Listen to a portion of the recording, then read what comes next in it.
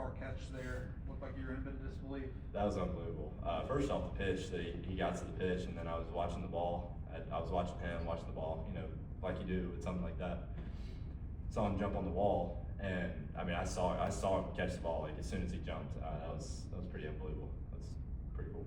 I know she wasn't behind the plate, but how cool did it feel to be part of history today with the first female umpire? Yeah, I mean, I've had her in AAA a couple times. It's really cool. I was, you know, able to congratulate her. That's awesome for her.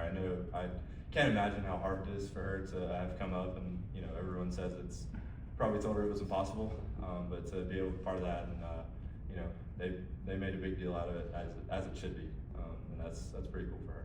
Hurston, these two starts versus the two you had last year, how different is it for you mentally from the standpoint of like, do you feel like you belong here when you're out there? Yeah, absolutely. I mean, you know, you can say what you want. I felt like I belonged here last year. You know, I feel like if they didn't want me here, they wouldn't put me up here. So the results are not always how the game should. Like, it's not always a determination of, you know, who should be here and who shouldn't. So, you know, we had the injury, and you know, things happen. This game filters out who it needs here and who it doesn't. So having these two starts here this year, but just really everything that I've worked for this year is a completely different mindset. And but it's one of where I know what I need to do. I know it has to happen.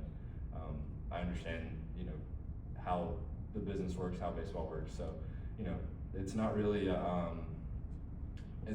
like a, you know, it didn't scare me. I wasn't, you know, afraid of like the failure that I experienced. But it just allowed me a chance to grow and to, you know, go in the office every day, do what I needed to do, and you know, just prepare. Can you expand on that conversation with Mark a little bit and the work that went into creating that pitch afterwards? Yeah, we were in the video room after, it was the day after his start. He called me in, he's like, hey man, like, you know, let's go over the start a little bit. Let's look over some things. He noticed some things in my four seam. He's like, hey, you know, I think it'd be really easy for you to throw a sinker right here. And I agreed. I threw it in the bullpen like 2 days later or whatever it was. He was still there on rehab, and I was supposed to throw it to him again that week, but it didn't happen. But you know, it was a lot of video, a lot of like comparing myself to other guys who are in the, you know, who have the same arsenal, and how it would play and work with both hands. But he was really helpful in the process, and you know, kind of opened some doors for me to be able to go and do that, and know that, you know, from what he was seeing, that it would play really well. So.